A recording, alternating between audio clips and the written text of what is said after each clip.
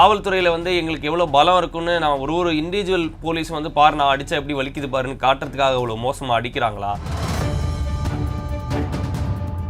உயிர் போகிற அளவுக்கு நீங்க ஒருத்தரை வந்து அடிக்கிறீங்கன்னா அவர் எவ்வளோ வேதனையை வந்து பண்ணியிருக்கணும்.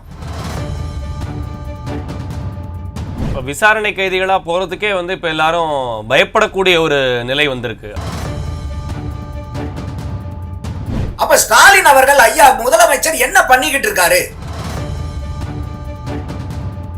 உதயநிதி வந்து துணை முதலமைச்சர் அந்த காலத்துல லாக்டவுன் இருந்தாலும் இங்க இருந்து சாத்தான்குளத்துக்கு ஓடி போய் அவங்க வீட்டுல போய் பார்த்தாரா இல்லையா? திருமாவளவன் அவர்களே வந்து பாத்தீங்கன்னா ஒவ்வொரு தடவையும் போலீஸினுடைய அட்ராசிட்டியை பத்தி பேசுறாரு. காவல்துறை பாத்ரூம்ல மட்டும் எல்லாரும் வந்து வழுக்கி விழுகிறாங்களா அப்படின்றதே நீதிமன்றம் வந்து நீதிமன்றம் இப்ப இதுக்கு மேல எப்படி அசிங்கமா வந்து கேள்வி கேட்க முடியும்?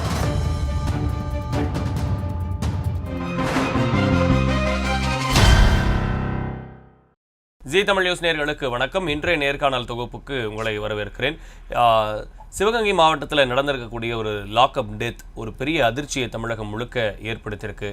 காவல்துறை மீதான நம்பிக்கையில் ஒரு பெரிய கேள்விக்குரிய ஏற்படுத்தியிருக்கு. 2020 5 ஆண்டுகளுக்கு முன்னாடி இதே ஜூன் மாதம் ஜெயராஜ் பென்னிக்ஸ் தந்தை மகன் 2 பேரையும் விசாரணைக்காக காவல் நிலையம் அழைச்சிட்டு போய் அடித்து கொலை பண்ணியிருக்கிறாங்க. அதாவது அடிக்கும் போது அவங்க செத்து போயிடுறாங்க. அப்போ அது கொலையில் தான் வந்து முடியுது.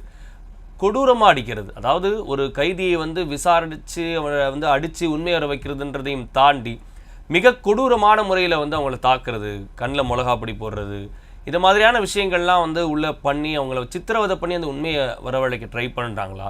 இல்லை காவல்துறையில் வந்து எங்களுக்கு எவ்வளோ பலம் இருக்குன்னு நான் ஒரு இண்டிவிஜுவல் போலீஸ் வந்து பாரு நான் அடித்தா எப்படி வலிக்குது பாருன்னு காட்டுறதுக்காக அவ்வளோ மோசமாக அடிக்கிறாங்களா? அப்படின்ற பல கேள்விகள் கடந்த 5 ஆண்டுகளாகவே இருக்குது. இதுக்கு நடுவில் இன்னைக்கு சனிக்கிழமை அன்னைக்கு இரவு நடந்த இந்த லாக்அப் மரணம் நிறைய கேள்விகளை எழுப்பியிருக்கு. எதிர்க்கட்சிகளுக்கு ஒரு மிகப்பெரிய சாதகமான பாயிண்ட்டாக இது அமைஞ்சிருக்கு. இந்த விஷயம் யாராலையுமே ஏற்றுக்கொள்ள முடியாத ஒரு விஷயம். இந்த 5 ஆண்டுகளில் கிட்டத்தட்ட 24 லாக்அப் டெத் நடந்திருக்கிறதா மதுரை உயர்நீதிமன்றம் இந்த விசாரணையில் சொல்லியிருக்கு. உயர்நீதிமன்றம் நீதிபதி வந்து ரொம்ப வெக்ஸாகி பயங்கரமான கேள்வியை வந்து கேட்டிருக்காரு போலீஸ்கிட்ட. அதாவது அவர் என்ன தீவிரவாதியா, இல்லை அவர் ஏதாவது ஆயுதம் வச்சு உங்களை தாக்க வந்தாரா, ஏன் இப்படி அடிச்சிருக்கீங்க அப்படின்னு.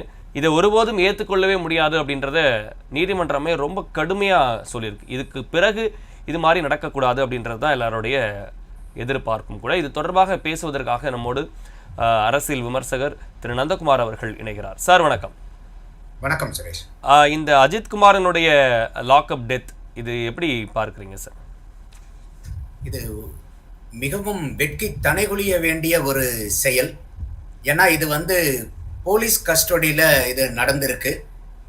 அந்த போலீஸை இன்னைக்கு கையில் வச்சு நிர்வகிச்சுட்டு இருக்கக்கூடியது இன்னைக்கு நம்மளுடைய தமிழகத்தினுடைய முதல்வர். அவருடைய நேரடி கண்காணிப்பில் அவருடைய நேரடி பார்வையில் இருக்கக்கூடிய துறை காவல்துறை. நம்ம எல்லாத்துக்குமே வந்து காவலாக அரணாக பாதுகாப்பாக இருக்கிறது அப்படின்னு எல்லாருமே நம்ம நம்பிட்டு இருக்கிறது காவல்துறையை தான். அந்த மாதிரி காவல்துறையில வந்து இவ்வளவு வந்து ஒரு போலீஸ் புரூட்டாலிட்டி நடந்திருக்குது. இன்னும் சொல்ல போனா இது வந்து போலீஸ் டெரரிசமா அப்படிங்கிற அளவுக்கு இன்னைக்கு கேள்வி இருக்கு. நீங்க கூட சொன்னீங்க ஜட்ஜு வந்து கொல்லப்பட்ட நபர் தீவிரவாதியானு. ஆனா இங்க இதை பார்க்கும்போது இது போலீஸ் டெரரிசமா தெரியுது, போலீஸ் அப்ரப்ட் புரூட்டாலிட்டியா தெரியுது. காரணம் என்னன்னு கேட்டீங்கன்னா இன்னைக்கு வந்து அந்த நபர் குற்றம் சாட்டப்பட்ட நபர் அவர் எடுத்தாரா எடுக்கலையாங்கிறது தெரியாது. அப்படியே அவர் குற்றம் செய்தவரா இருந்தா கூட ஒரு நபர் இறக்குற அளவுக்கு நீங்க வந்து ஒரு கொடுமை செய்றீங்கன்னா அது எப்பேற்பட்ட ஒரு மனநிலையில அந்த காவல் துறையை சார்ந்த நபர்கள் 6 பேர் வந்து தனிப்படை குழுவினர்னு சொல்றாங்க. அவங்க போட்டு பயங்கரமான சித்திரவதை செய்ததா சொல்லப்படுது. இன்னும் சொல்ல போனா மிளகாத்தூளை வந்து கரைச்சு எல்லாம் ஊத்தி அந்த பையன் வந்து விக்கி தண்ணி எடுத்து கூட தண்ணி வேணும்னு கேட்கும்போது கூட நடிக்கிறியாடா அப்படின்னு சொல்லி கூட கேட்டு அடிச்சிருந்து அந்த இடத்துலயே அவன் சிறுநீரும் மலமும் கலந்து போய், ஏன்னா அந்த மாதிரி ஒரு டெத்து வரும்போது இதெல்லாம் நடக்கிறது நேச்சுரலா நடக்கும்பாங்க. அந்த மாதிரி சிறுநீர் மலம் கழிச்சு அந்த ஆள் வந்து அந்த இடத்துல இறந்து போனதா சொல்லப்படுது. ஏன்னா இவங்க முதல் நாள் வந்து என்கொயரிக்கு கூட்டிட்டு போயிட்டு அடுத்த நாள் அந்த கோயிலுக்கு இன்சிடென்ட் நடந்த சம்பவம் நடந்த இடத்துக்கும் கூட்டிட்டு வந்ததா தகவல்கள் வருது. அப்ப அவர் கோயிலுக்குள்ளார கூட்டிட்டு போகும்போது அந்த குற்றம் சாட்டப்பட்ட நபர் இப்ப இறந்த அஜித்குமார் அவர்கள் நடந்து போனதாகவும் வெளியே அவங்கள கூட்டிட்டு வரும்போது தூக்கிட்டு தான் வந்தாங்க, 1 மணி நேரத்துக்கு மேல உள்ளார வந்து அலறல் சத்தம் வந்து கேட்டுச்சு. அந்த அளவுக்கு அடிச்சிருக்காங்கங்கிற மாதிரிலாம் அங்க இருக்கக்கூடிய பொதுமக்கள் வந்து பேட்டி கொடுத்திருக்கிறதெல்லாம் சமூக வேலியில இருக்கிறத பார்க்க முடியுது. ஸோ இது உண்மையாலுமே இது வந்து ஒரு மிருகத்தனமான செயல். காவல்துறைக்கு வந்து மக்களை வந்து குற்றவாளிகளிடமிருந்து பாதுகாக்கக்கூடிய அத்தனை உரிமையும் இருக்கு.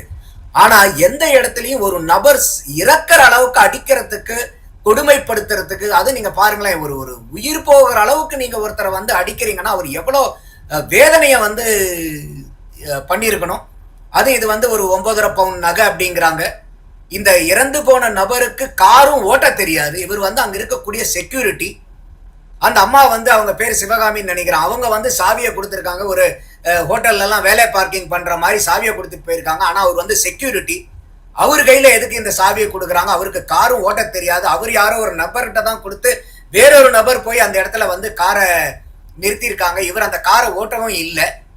அப்போ இந்த ஒரு 9.5 பவுன் நகையை உள்ளார வச்சுட்டு யாராவது அவ்வளோ அஜாக்கிரதையா வந்து ஒருத்தர்கிட்ட கார் சாவியை கொடுத்து போய் நிறுத்துங்கன்னு சொல்ல முடியுமா? ஒரு 9.5 பவுன் நகையை உள்ளார வச்சுட்டு இன்னைக்கு இருக்கக்கூடிய தங்கத்தினுடைய விலை என்ன? அப்ப இது சற்றேறக்குறைய ஒரு 7-7.5 லட்சம் ரூபாய் பொறுமானம் இருக்கக்கூடிய பொருள் அப்படியே கார்ல வச்சு சாவியை கொடுத்து நீங்க போய் நிறுத்திட்டு வாங்கன்னு சொல்லுவாங்களா? இதெல்லாம் பார்க்கும்போது ரொம்பவே ஒரு ஒரு கருண கொடூரமா இருக்கு. இந்த அளவுக்கு வந்து ஒரு நம்மளுடைய மேம்பட்ட சமூகம் தமிழ்நாடு வந்து எல்லாத்துக்குமே நாங்க ரோல் மாடலா இருக்கிறோம் அப்படின்னு சொல்லி பெருமைப்படக்கூடிய நேரத்துல இன்னைக்கு வந்து லாக்அப் டெத் வந்து இது எதிர்கட்சி தலைவர் அவர்கள் ட்வீட் பண்ணிருக்கிறது. இது 25வது லாக்அப் டெத்ன்றாங்க. நீங்க வந்து கோர்ட் 24வது லாக்அப் டெத்ன்னு சொன்னாங்கன்றீங்க. இதே அன்புமணி ராமதாஸ் வந்து இது 28வது போலீஸ் கஸ்டோடியன் டெத். இது வந்து பாத்தீங்கன்னாக்கா இப்ப கவுண்டிங் ஓடிட்டு இருக்கு. இந்த கடந்த 4 வருஷத்துல இது வந்து 28 லாக்அப் டெத் நடந்திருக்குன்றாங்க. அப்ப இதுக்கெல்லாம் யார் பொறுப்பேற்கிறது? விசாரணை கைதிகளா போறதுக்கே வந்து இப்ப எல்லாரும் பயப்படக்கூடிய ஒரு நிலை வந்திருக்கு அப்படி எடுத்துக்கலாமா சார்? கட்டாயமா. ஏன்னா இன்னைக்கு நம்ம எல்லாம் திரும்ப திரும்ப சொல்றது காவல்துறை உங்க நண்பன். எந்த பிரச்சனையா இருந்தாலும் காவல்துறை கிட்ட சொல்லுங்க. எந்த ஒரு ப்ராப்ளமா இருந்தாலும் நாங்க உங்களுக்கு நண்பனாகவும் அரணாகவும் பாதுகாப்பாகவும் இருக்கிறோம்னு சொல்லி அவங்க நிறைய கேம்பெயின் பண்றாங்க. ஆனா இன்னைக்கு ஒரு தனி மனிதன் எடுத்துக்கிட்டீங்கன்னா எங்க போறதுக்கும் அவன் பயப்படுறது இல்ல. அவன் பயப்படுறதே வந்து இந்த போலீஸ் ஸ்டேஷனுக்கும் கோர்ட்டுக்கும் போறதுன்னா ஒரு சாமானியன் பயப்படுறது பயம் இவ்வளவுதான் இல்ல. அப்போ எந்த அளவுக்கு வந்து இன்னைக்கு காவல்துறை மேல மக்களுக்கு வந்து அன்பும் மரியாதையும் பாசமும் வரணும். ஐயோ எனக்கு ஒரு பிரச்சனையா, எனக்கு பாதுகாப்பா வந்து காவல்துறை இருக்குது, அங்க போனா நமக்கு எதுனாலும் கிடைக்கணும். ஆனா இன்னைக்கு காவல்துறையை போய் அணுகிறதுக்கே வந்து பயப்படுற அளவுக்கு நீங்க இன்னைக்கு கொண்டு வந்திருக்கீங்களே. அதுவும் குறிப்பா இது முதலமைச்சருடைய நேரடி கண் பார்வையில இறங்கக்கூடிய ஒரு துறை.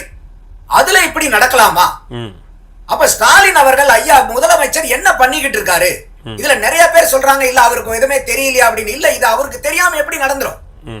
அப்ப ஒரு துறையில இருக்கக்கூடிய அமைச்சருக்கு இது தெரியாம நடக்குதுன்னா அது எப்படி அப்படி நடந்துரும்? ஒரு துறை அமைச்சருக்கு தெரியாம ஒரு இது அப்படி அந்த அளவுக்கு வந்து அதிகாரிகள் வந்து சாதாரண, நீங்க நல்லா யோசிச்சு பாருங்களேன், ஒரு சாதாரண ஒரு நபர் அமைச்சரா இருந்தாவே அந்த துறையில இருக்கக்கூடிய அதிகாரிகள் அமைச்சரை மீறிட்டி பகைச்சுக்கிட்டு ஏதாவது செஞ்சிட முடியுமா சுரேஷ்? கண்டிப்பா முடியாது. அப்ப இன்னைக்கு இவர் வந்து முதலமைச்சரா இருக்காரு. நாங்க வந்து எதா இருந்தாலும் இரும்பு கரம் கொண்டு நாங்க எல்லாத்தையும் அடக்குவோம்னு சொல்றாங்க. நாங்கெல்லாம் பெருமைப்படுற அளவுக்கு தமிழ்நாடு இருக்குது. மற்ற மாநிலங்கள் பூராமே உலகமே பார்த்து எங்களை ஃபாலோ பண்ணக்கூடிய அளவுக்கு இருக்குதுன்னு முதல்ல சொல்றாருங்க போது, அப்ப இதையெல்லாம் ஏன் வந்து அவருக்கு தெரியாம நடக்குதுங்கிறத நம்ம எப்படி நம்ப முடியும்? அப்ப அந்த அளவுக்கு வந்து இந்த ஓட்டை இருக்கா? இல்ல இப்ப முதல்வர் இப்போ இந்த பதில் சொல்லி ஆகணும். கண்டிப்பா 6 பேர் வந்து இவ்வளவு கொடூரமா தாக்குவாங்க அப்படின்றது முதலமைச்சருக்கு தெரிஞ்சிருக்காதோ என்னமோ. ஆனாலும் இதை வந்து பயங்கரமா கண்டிக்க வேண்டியது அவருடைய கடமை, அப்படிதானே? கட்டாயம். ஏன்னா இதே வந்து நீங்க சொன்ன மாதிரி இந்த சாத்தான்குளம் 2020 நடக்கும் போது அப்ப கொரோனா லாக்டவுன். அப்ப இவங்க வீட்டிலேயே இருந்துகிட்டு எல்லாரும் arrest killers of Jayaraj and பென்னிக்ஸ்னு ஒவ்வொருத்தரும் போர்டு பிடிச்சாங்களா இல்லையா? ஸ்டாலின் ஐயா பிடிச்சாரு, உதயநிதி ஐயா பிடிச்சாரு. உதயநிதி வந்து துணை முதலமைச்சர். அந்த காலத்துல லாக்டவுன் இருந்தாலும் இங்க இருந்து சாத்தான்குளத்துக்கு ஓடி போய் அவங்க வீட்டுல போய் பார்த்தாரா இல்லையா? இன்னைக்கு போனாரா? இங்க திருப்புவனத்துக்கு போனாரா? இப்போ இல்ல, இப்ப இது வரைக்குமே வந்து அரசாங்கம் சார்பிலேயோ இல்ல பெரிய காவல்துறை சார்பிலேயோ பெரிய விளக்கம் அளிச்ச மாதிரி எதுவும் தெரியல. அதைத்தான் கேட்கிறேன். அப்போ நீங்க அன்னைக்கு எதிர்கட்சியா இருக்கும் போது நீங்க உடனடியா லாக்டவுன்ல இருந்த போது கூட இதே துணை முதலமைச்சர் உதயநிதி ஸ்டாலின் அவர்கள் அன்னைக்கு ஓடி போய் அங்க போய் சாத்தான்குளத்துல போய் அவங்க வீட்டுல மண்டி போட்டு சப்பனங்கால் போட்டு உட்கார்ந்து அவங்களுக்கு ஆதரவு சொன்னாரா இல்லையா? கனிமொழி அம்மையார் எம்பியா இருந்தா அங்க போயிட்டு அவங்களுக்கு அங்க அவரு பரிவாரத்துங்களோட அங்க வீட்டுக்கு போனாங்களா இல்லையா? எப்படி இந்த 24 அந்த காலத்துல மொட்டை அடிச்சிருந்தாரு. மொட்டை அடிச்சுக்கிட்டு அந்த போர்டை பிளக்ஸ் போர்டை புடிச்சுக்கிட்டு இருந்தாரா இல்லையா? போட்டோக்கு போஸ்ட் கொடுத்தாரா இல்லையா? அப்ப அன்னைக்கு திமுக இருக்கக்கூடிய அத்தனை அமைச்சர், இன்னைக்கு இருக்கக்கூடிய அமைச்சர் பெருமக்கள் பூராமே அன்னைக்கு பொன்முடி ஆகட்டும், மாசு ஆகட்டும், நாசார் ஆகட்டும், எத்தனை பேர் இன்னைக்கு இருக்கக்கூடிய ஆட்கள் பூரா அன்னைக்கு நீங்க வந்து போர்டு தங்கம் தென்னரசு ஆகட்டும் எல்லாருமே அந்த பிளக்ஸ் போர்டை பிடிச்சிக்கிட்டு போட்டோக்கு போஸ்ட் கொடுத்து இதை ஒரு பெரிய கேம்பெயினா பண்ணுனீங்களா அன்னைக்கு 2020? இன்னைக்கு எங்க போச்சு அது? அப்ப எல்லா மக்களும் கேட்கிற மாதிரி நீங்க எதிர்கட்சியா இருந்தா மட்டும்தான் உங்களுக்கு மக்கள் மேல அன்பும் அனுசரணையும் வருமா, கருணை இருக்குமா? இல்லை, இப்போ மற்ற வழக்குகள் ஆகட்டும், பொள்ளாச்சி வழக்காகட்டும், இப்போ அண்ணா பல்கலைக்கழக வழக்காகட்டும், இதிலெல்லாம் வந்து விரைந்து நடவடிக்கை எடுத்திருக்கிறோம் அப்படின்னு சொல்லக்கூடிய அரசாங்கம் இதை வந்து இந்த மாதிரி லாக்அப் மரணங்கள் விஷயத்துல வந்து கொஞ்சம் கவனம் இல்லாம இருக்கிறாங்களோ? இல்லைன்னா எப்படி சுரேஷ் இந்த 4 வருஷத்துல 25-28 போலீஸ் கஸ்டோடியல் டெத் நடக்கும்? நீங்க முதல் டெத் நீங்க நடக்கும் போதே நீங்க வந்து உஷாராக வேண்டாமா? அப்ப இது வந்து நேரடியா வந்து முதலமைச்சருடைய பார்வையில வரும்போது இந்த கெட்ட பேரு பூரா முதலமைச்சருக்கு தான் வந்து சேருங்கிறது தெரியாதா? இது கூட்டணி கட்சிகளுக்கும் இதுக்கு வந்து ஒரு பெரிய பொறுப்பு இருக்கு. காரணம் என்னன்னா அவங்க ஒவ்வொரு தடவையும் இந்த போலீஸ்னுடைய, இப்ப உதாரணத்துக்கு திருமாவளவன் அவர்களே வந்து பாத்தீங்கன்னா ஒவ்வொரு தடவையும் போலீஸ்னுடைய அட்ராசிட்டியை பத்தி பேசுறாரு. எங்களை வந்து கொடியை வந்து நடவிடுறதுல, மத்த கொடியெல்லாம் ஒண்ணும் பண்றதுல, எங்க கொடியை புடுங்கிடுறாங்க, நாங்க மீட்டிங் போயிட்டா பர்மிஷன் கொடுக்கறது இல்ல, எதுக்குமே பர்மிஷன் கொடுக்கறது இல்லைன்னு போலீஸா அவரு வசைபாடாம எந்த மீட்டிங்கையும் அவர் முடிக்கிறது இல்ல. ஆனா அது போலீஸ வசைபாடுறதோட நிறுத்துறாரே ஒழிய அந்த போலீஸ கண்காணிப்புல வச்சிருக்கக்கூடிய அந்த துறை மந்திரியான முதலமைச்சர் ஸ்டாலின் ஐயா அவர்களை பார்த்து இது வரைக்கும் ஏதாவது ஒரு கேள்வி, ஐயா உங்கள் கண்காணிப்புல இருக்கக்கூடிய காவல்துறை ஏன் இப்படி நடந்துகிட்டு இருக்கு, இதுக்கு நீங்க பொறுப்பேற்று இதை நீங்க சரி செய்ய மாட்டீங்களான்னு இன்னைக்கு வரைக்கும் திருமாவளவன் அவர்கள் கேட்டிருக்காரா? இல்ல வந்து அவங்க கூட்டணி கட்சிகள் யாராவது இன்னைக்கு முதலமைச்சர்களை பார்த்து கேள்வி கேட்டிருக்காங்களா? எல்லாம் போலீஸ மட்டுமே நீங்க குற்றவாளி ஆக்கிட்டு இருக்கீங்களா? அப்ப போலீஸ நிர்வகிக்கக்கூடிய மந்திரிக்கு என்ன பொறுப்பு இங்க இருக்கு? அந்த மந்திரி முதலமைச்சரா இருக்கும் போது இன்னும் ஒரு கூடுதல் பொறுப்பு இல்லையா அது? அப்ப இந்த காவல்துறை ரொம்ப முக்கியமான ஒரு துறைங்கிறனால தானே நம்மளுடைய முதலமைச்சர் அவர்களே நேரடி கண்டுபார்ப்புல வச்சிருக்காங்க. அப்ப அந்த அளவுக்கு இது முக்கியமான துறை இல்லையா? அப்ப அந்த துறையில இவ்வளவு ஓட்டைகள் இருக்கும் போது முதலமைச்சர் அவர்கள் என்ன செய்து கொண்டிருக்கிறாருங்கிற கேள்வி எல்லாத்துக்கிட்டையும் வரும்ல. இதுதான் அமைதியான ஒரு மாநிலமா மாறிட்டு இருக்குது. சட்டம் ஒழுங்கு வந்து சிறப்பா இருக்குதுன்னு அர்த்தமா? சட்டம் ஒழுங்க காக்க வேண்டிய காவல்துறையினரே அந்த போலீஸ் ஸ்டேஷன்ல சட்டம் ஒழுங்க மீறி 4 வருஷத்துல 28 கஸ்டோடியல் டெத் நடக்குதுன்னா அந்த சட்டம் ஒழுங்கு எங்க இருக்குங்கிற கேள்வி வந்து பாமரனுக்கும் எழக்கூடிய கேள்விதானே. ஒருவேளை ஒரு கிடுக்குப்பிடியா வந்து இந்த விஷயங்கள் வந்து இருக்கணும், ஒரு திருட்டு நடந்திருக்கு, அதை விசாரிச்சு உடனடியா வந்து அந்த நகையை வந்து மீட்டெடுத்து கொடுக்கணும் அப்படின்ற வகையில இவ்வளவு கொடூரமா நடந்துட்டு இருக்காங்களா? சட்டம் ஒழுங்கு கெட்டக்கூடாது அப்படின்னு காவல்துறை எடுக்கக்கூடிய நடவடிக்கை தவறா முடியுதுன்னு எடுத்துக்க முடியுமா? இல்ல, உங்களுடைய நோக்கம் நல்ல நோக்கமா இருக்கலாம், ஆனா நோக்கம் மட்டும் பாக்கல, நம்ம ரிசல்ட்டையும் தானே பார்க்கணும். அப்ப இன்னைக்கு காவல்துறைக்கு அடுத்தது நீதித்துறை இருக்கு இல்லையா? காவல்துறையினுடைய வேலை என்ன? சந்தேகப்படுற நபர்களை பிடிச்சு விசாரிச்சு நீங்க நீதித்துறை கிட்ட ஒப்படைச்சு நீதித்துறையில விசாரிச்சவங்க குற்றவாளியா இல்லையான்னு நிரூபிக்க வேண்டியது காவல்துறையா நீதித்துறையா? தண்டனை கொடுக்க வேண்டியது காவல்துறையா நீதித்துறையா? அப்போ நீதித்துறைக்கு என்ன வேலை இங்க இருக்கு? அப்ப எல்லாமே நீங்க காவல்துறையை நீங்க எடுத்தம் கவுத்தன் எல்லாத்தையும் முடிச்சிட முடியுமா? அப்போ நீங்க அதாவது தவறு நடக்கிறது வந்து இயல்புதான். எங்கேயாவது அடிக்கும் போது தெரியாத இடத்துல பட்டு இல்ல படாத இடத்துல பட்டு விழுந்து உயிர் போறதுங்கிறது அது வந்து யாருடைய கையிலையும் இல்ல. இன்னொன்னு, ஆனா நீங்க நாள் கணக்குல போட்டு அடிச்சு மிளகாத்தூளை கரைச்சு ஊத்தி தண்ணி கேட்கறவனுக்கு கொடுக்காம ஒருத்தன் செத்து போறான் அப்படின்னாக்கா இது வந்து கவனக்குறைவால நடந்த நிகழ்வுன்னு நீங்க எப்படி பார்க்க முடியும்? கண்டிப்பா. இப்போ காவல்துறை பாத்ரூம்ல மட்டும் எல்லாரும் வந்து வழுக்கி விழுகிறாங்களா அப்படின்றதே நீதிமன்றம் வந்து நீதிமன்றம் இப்ப இதுக்கு மேல எப்படி அசிங்கமா வந்து கேள்வி கேட்க முடியும்? இது வந்து முதலமைச்சருக்கு இது வந்து எவ்வளவு பெரிய அசிங்கமான கேள்வி இல்லையா இது? ஏன்னா அவர் தானே துறையினுடைய மந்திரி. அப்ப காவல்துறையினுடைய போலீஸ் ஸ்டேஷன்ல இருக்கக்கூடிய பாத்ரூம்ல எல்லாம் வெறும் குற்றம் சாட்டப்பட்டவர்களும் அக்யூஸ்ட் மட்டும்தான் வலிக்கு விழுகிற அளவுக்கு ஸ்பெஷல் வழுக்கல் அங்க பாலிஷ் போட்டு வச்சிருக்காங்களா? அங்க போகக்கூடிய காவல்துறையில அந்த பாத்ரூமுக்குள்ளார போற வேற யாரும் விழுவ மாட்டாங்க. ஆனா குற்றம் சாட்டப்பட்ட நபர்கள் இல்ல விசாரணைக்கு அழைத்து செல்லக்கூடிய நபர்களை மட்டும் அங்க இருக்கக்கூடிய தரை வந்து ஸ்பெசிபிக்கா கண்டுபிடிச்சு அவங்களுடைய காலை வாரி விட்டுருமா? அந்த மாதிரி புதுசா வந்து ஒரு டைல்ஸோ மார்பிளோ மொசைக்கோ தரையோ வந்து நம்ம தமிழ்நாட்டுல கண்டுபிடிச்சு எல்லா ஸ்டேஷன்லயும் போட்டிருக்காங்களான்னு தெரியல. என்ன இதெல்லாம் எவ்வளவு பெரிய அப்பட்டமான ஒரு ஒரு கோர்ட் வந்து இதுக்கு மேல மண்டையில எப்படி கொட்ட முடியும்? அப்ப இதுலயே அவங்க முழிச்சுக்க வேண்டாமா? எல்லாத்துக்கும் மேல இவர் முதலமைச்சர். நமக்கு இவ்வளவு தூரம் இன்னைக்கு வந்து நம்ம கேள்வி கேட்கறதுக்கு காரணமே ஒரு சாதாரண அமைச்சரா இருந்தா கூட இல்லைங்க அவர் பொறுப்பு இல்லாத அமைச்சரா இருக்காரு, அமைச்சரை மாத்துங்கிற ஒரு வலியுறுத்தலோட போயிடலாம். இன்னைக்கு முதலமைச்சர் கிட்ட இருக்குது. இது இப்ப என்ன முதலமைச்சரை மாத்துங்கன்னு கோரிக்கை வைக்க முடியுமா நம்ம? இன்னொரு கேள்வி என்னன்னா, இப்ப நீதிமன்றம் கேட்ட கேள்வி வந்து அவர் என்ன தீவிரவாதியா, அவர் கையில ஏதாவது ஆயுதம் இருந்துச்சா அப்படின்ற அளவுக்கு வந்து கேட்டிருந்தாரு. மற்ற வழக்குகள்ல ஒரு பெரிய கடத்தல் வழக்காகட்டும், இல்ல ஒரு போதைப் பொருள் கடத்தக்கூடிய விஷயமாகட்டும், கள்ளச்சாராய விஷயத்துல கைது செய்யப்படக்கூடியவங்களாகட்டும், ஒரு பிரபலங்கள் கைது செய்யப்பட்ட அவங்கள வந்து இந்த மாதிரியான முறையில வந்து ஹேண்டில் பண்றது இல்ல போலீஸ். ஆனா ஒரு சாதாரண மக்களை வந்து இந்த மாதிரியான ஒரு விசாரணைக்கு வந்து கூட்டு போகும்போது இவ்வளவு கொடூரமா தாக்கக்கூடிய நிகழ்வு அப்படின்றது, இந்த இந்த ஒப்பீடு அப்படின்றது வந்து காவல்துறை ரொம்ப கேஷுவலா அதை எடுத்துக்கிறாங்களோ. ஒரு பிரபலங்கள் எதுவும் கை வச்சா பிரச்சனை ஆயிடும், வந்து சாதாரண மக்கள் அடிச்சா கேட்டா யார் வருவா அப்படின்ற எண்ணம் இருக்கா? கட்டாயமா. ஏன்னா அதுதானே இன்னைக்கு பெரிய எவிடென்ட்டா நீங்க சொல்லக்கூடிய எக்ஸாம்பிள்ஸ்ல இருக்கும்போதே, இன்னைக்கு இந்த மாரி இருந்தா இப்ப நல்லா எடுத்துங்களேன். இது 9 பவுனு கார்ல இருந்தது. இதுக்கே வந்து நாங்க அவ்வளோ வந்து நாங்க உயிர் போற அளவுக்கு அடிச்சு விசாரிச்சு நீதியை நிலைநாட்டக்கூடிய காவல்துறைனா, இன்னைக்கு எத்தனாயிரம் கோடிகளுக்கு வந்து ஊழல் நடந்துகிட்டு இருக்கு, மண் கொள்ளை நடந்துகிட்டு இருக்கு, கனிம வள கொள்ளை நடந்துகிட்டு இருக்குது, போதைப் பொருள்கள் இருக்குது, கஞ்சா புழக்கத்துல இருக்கு, கெமிக்கல் ட்ரக்ஸ் இருக்குது. இவங்களெல்லாம் என்ன பண்ண போறீங்க? இவங்கெல்லாம் இன்னைக்கு காலரை தூக்கி விட்டுட்டு போயிட்டு இருக்காங்க. காரணம் என்னன்னா, அவங்களுக்கு இன்னைக்கு செலிபிரிட்டினா என்ன, அவங்களுக்கு செல்வாக்கு இருக்குது. என்ன செல்வாக்கு இருக்குது? செல்வந்தர்களுடைய செல்வாக்கு இருக்கு, அரசியல்வாதிகளுடைய செல்வாக்கு இருக்கு. அப்ப சாதாரண மனுஷனுக்கு அவனுக்கு ஒண்ணும் இல்லைன்னா, அவன் நிரபராதியா இருந்தா கூட அவனை குற்றவாளின்னு கருதி அவனை அடிச்சு கொள்ள வேண்டியது. ஒரு செல்வாக்கு இருக்கிறவன் குற்றவாளியா இருந்தா கூட இவன் குற்றம் பண்ணிருக்க மாட்டான்னு ஒரு ஸ்பெஷல் ட்ரீட்மெண்ட். நெற்றிக்கண்ணை திறந்த போதிலும் குற்றம் குற்றமேங்கிற அந்த ஒரு நடவடிக்கை எடுக்கக்கூடிய காவல்துறையா இருந்தா நம்ம எல்லாமே மெச்சி பேசலாமே. அதாவது திருவள்ளுவரே என்ன சொல்றாரு? செல்லிடத்தும் காப்பான் சினங்காப்பான், நல்லிடத்து காத்திலேன் காவாக்கால் என்.